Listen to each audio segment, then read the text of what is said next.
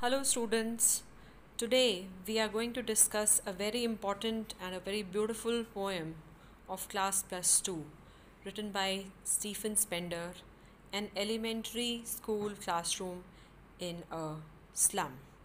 Let's talk about the poet and the poem. So in this poem, an elementary school classroom in a slum, Stephen Spender talks about the theme of social injustice and class inequalities that are prevalent in our society, and what he wants is education for all, even the poorest of the poor. He gives a very important message in this poem, and that is to ensure equality and provide opportunity of growth to the underprivileged, the slum children.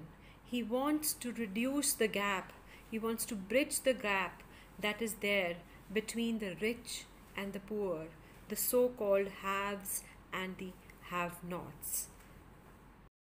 So children, let's talk about Stephen Spender and his poem. Stephen Spender, he had established himself as a very prominent poet of the modern age. And this particular poem, which is a lyrical poem, he had written about the underprivileged children and the difficult lives that they are leading in their cramped holes, in their slums. And he talks about the importance of education here, and he highlights the harsh realities of life as experienced by them. Let's read the first stanza of the poem.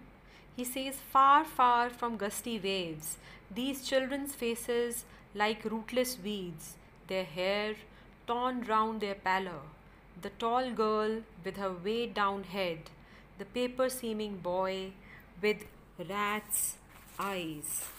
These are the first four lines. Then the next four. "The stunted, unlucky heir of twisted bones, reciting a father's gnarled disease, his lesson from his desk. At back of the dim class, one unnoted, sweet and young, his eyes live in a dream of squirrel's game in tree room other than this." So he's talking about these children who are living a life which is far, far away, which is far away from the activity and jubilations of life. Their life is in total contrast, it is in sharp contrast to the open and healthy environment which is beyond their slums. He's using the literary device repetition in the very first line where he says, "Far, far away." So these children faces, they look like rootless weeds, the weeds, the unwanted plants that have been removed, that have been removed from their, in the absence of roots, that lay just scattered around. So their hair cover their weak and their malnourished faces in a similar manner. The hair lie scattered on their faces, just like unwanted weeds. Then he talks about various children in the class. There is one girl, she's a very tall one, but her head is bowed down because of the atrocities of life, the trials and tribulations that she faces in her life. This is one girl with her head bowed down because of the humiliations. Then there is a boy who is as thin. What a beautiful comparison Spender makes in these lines. He talks about a boy who is as thin as a paper, and there is hunger gleaming in his eyes. That is why he says, with rat's eyes. A rat, as you all know, is always on a lookout for food. So his eyes are like that of a rat. Then this particular child is malnourished, he's undernourished, and he has stunted growth, and he is an unlucky heir. Look what he has inherited from his father. People get property from their ancestors, from their parents, from their grandparents, and this particular child, he's so unlucky, he has inherited a disease of the bones, twisted bones, rheumatism from his father. And with a lot of difficulty, he's reciting his lesson from where he is standing, from his desk. Now there is at the back of the class a very sweet child, an unnoted one. He's a young boy. His eyes are living in a dream, and he's thinking of Squirrel's game in the tree room. He doesn't want to focus himself in the classroom activities that are going on, and he wants to focus, he's the only one who's showing some ray of hope in this otherwise bleak atmosphere, the dismal surroundings. He's looking outside, he wants to have fun, he wants to frolic around just like that of a squirrel in a tree room. He's a very sweet child, a young child, very different from the others in the classroom. This particular child is not like the others. Children, while the focus on the first stanza was on certain children, in the second stanza the focus is on the classroom. And the poet says, on sour cream walls, donations, Shakespeare's head, cloudless at dawn, civilized dome riding all cities, belled, flowery, Tyrolese valley, open-handed map, awarding the world its world. And yet, for these children, these windows, not this map, their world, were all their futures painted with a fog, a narrow street sealed in with a lead sky, far, far from rivers, capes, and stars of words. So in these lines, he's talking about the classrooms which are ill-maintained and the walls which are painted in cream color. Cream color, that is not the fresh cream color as we have in our classrooms or in our homes. It is a lifeless cream color, a dull cream color, which reflects neglect, which reflects total insensitivity of the people who are managing the school, the classroom, or maintaining the school. And when were these walls painted? The walls were painted because somebody gave some donation out of generosity. Then these walls were painted. But the donations were either too meager or they were used somewhere else. That is why this is the color of the classroom, lifeless cream. And then in these classrooms there are certain things which are hanging in the classroom, but the children of this class, they cannot relate to these things. For example, we have the Shakespeare's head, and then we have an open-handed map. Now such things are of no use and they are out of place for the children of the slum, because it is very ironical that in an elementary classroom in a slum where the value of education is minimal, therefore reference to Shakespeare, it raises false hopes for these children. So these things are of no value for them. Then Shakespeare talks about beautiful valleys like the Tyrolese valley full of beautiful flowers and bells in Austria. Such things these children cannot relate to. So that is why these things are of no value for them. Then we have an open-handed map which again, raises hopes and aspirations of people. But for these children who get no opportunity to move around, who get no opportunity to look beyond their slums, this map is again of no value. This map is only for the ones who can explore the opportunities that are given to them.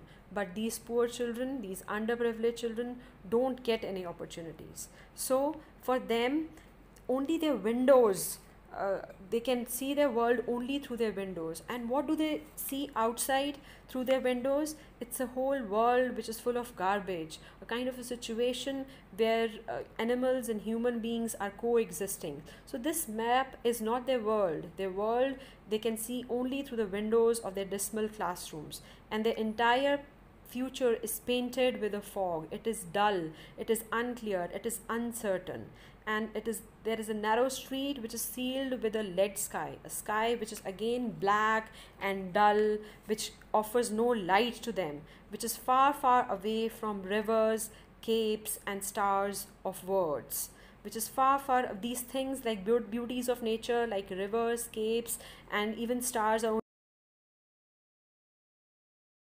So these are only words, mere words to them, because these children have never had the privilege, they've never had the opportunity to stand by a river, a beautiful cape, or even stars twinkling and shining above.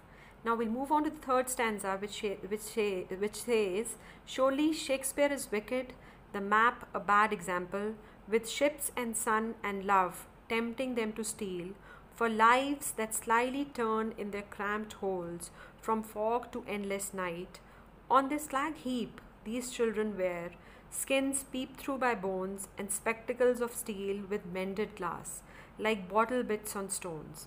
All of their time and space are foggy slum, so blot their maps with slums as big as doom. So the poet is saying that Shakespeare is wicked for them. Why is he wicked?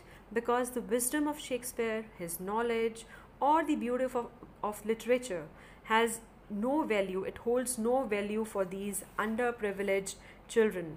These innocent children, they cannot associate with the beautiful world of ships or the sun or love as shown by Shakespeare. These things are not only beyond their imagination, but these things, they also tempt them to resort to stealing in order to just lessen their feeling of hunger, to lessen their poverty. So sometimes they resort to stealing after hearing about such things. And similarly, this map is also a bad example for them, as we have read it earlier. It is a bad example. Why? Because the map offers a view to these children which is in total contrast to their existence in cramped holes. Now these dingy cells, the place where they are living in, the dilapidated condition of their houses, the kind of school where they are made to study. So these cramped holes are in total contrast to the beautiful view that is offered by the world map. So they have to just spend their lives from fog till endless night. From fog means even the start of their life is uncertain, it is unclear, and they just keep on dragging on their existence till the death, endlessly, like this only. And on this slag heap, these children wear skin peeped through by bones and spectacles of sin. These hungry children, they live in a place which is like garbage, which is a heap of dirt. And these children are so thin, as if they have not had anything to eat for so many days, and it is as if their bones, how beautifully he has described, as if the bones of these children are just visible through the thin cover of their skin. And they wear spectacles which have been discarded by some rich children, and they have been mended. And the glasses, even the glasses of the spectacles, they look like pieces of broken bottles lying scattered here and there. He has used simile here, like bottle bits on stones. Just like if you throw a bottle on a stone, the glass is shattered. Their lives are just like that, shattered and broken. And all of the time and space are foggy slum. He's expressing his frustration. His frustration reaches its peak at this particular moment when he says that entire life of these children, it is just restricted to these foggy slums, these hazy slums.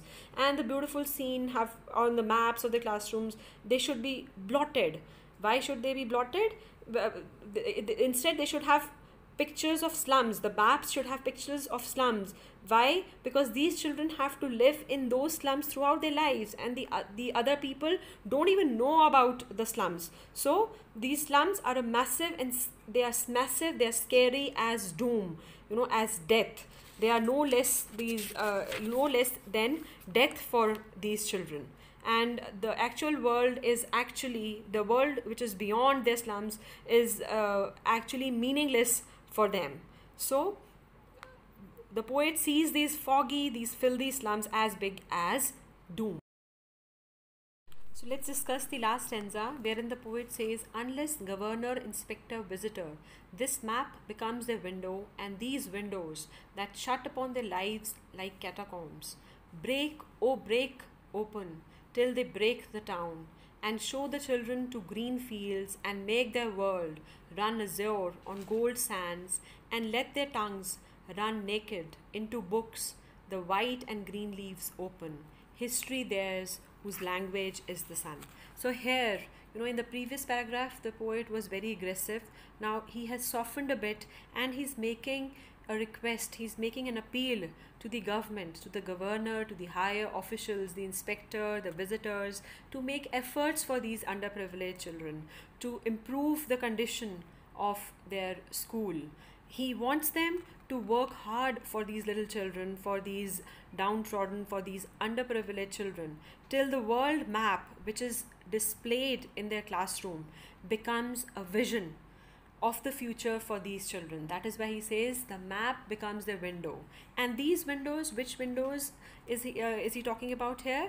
He wants the foggy windows of their slum school to break, these windows that have shut their lives, that have shut their hopes, just like catacombs. Their lives, they're shut up in the cemetery like spaces of these slums, in the grave like spaces of these slums, where they just keep on dragging their life to make their both ends meet. So he says, break, oh break open, till they break the town. So what does he want? He hopes that these children would one day break free from the chains, the shackles of their slums, and they are going to rise above all the difficulties of their lives, all the injustice of their life, and they are going to create a beautiful world for themselves. He wants a world for them, and he actually visualizes a world where these children will be free. And that is why he says, show the children to green fields. He wants them to enjoy, to have fun and frolic, to have freedom in the green fields, and just move around in the golden sea beaches under the beautiful azure blue sky in a carefree manner, just like the other children do. And he wants that they should not be troubled by any injustice of life. And he says, green fields, and he talks about gold sands. He wants them to have a carefree and a happy life, which is full of nature's bounty. And he wants everyone to come and help these poor children in this. And he says, let their tongues run naked into books, the white and green leaves open. He wants that they should be exposed to the world of knowledge. They should get education. The white leaves are the pages of the books, and the green leaves he's talking about here is the environment, the beautiful nature that we all have access to. These children should also be exposed to the world of knowledge, to the world of beauty. And the last line, wherein he says, history theirs whose language is the sun. Here, sun, it is a very important line, we can underline it, and the poet says that sun is symbolic of light. Sun is here symbolic of the light of education, which everybody should have access to. The poet here strongly feels that it is the educated people who alone can transform the world, who can create history. So this is a very important line, the important message that the poet wants to give us. And the message is that the people should make efforts, the rich people, the haves should make efforts to give education, opportunities of education to these poor children, so that they can also transform the world. They can also create history. So this is all about this poem. Have a nice day, and stay safe and stay blessed, all of you.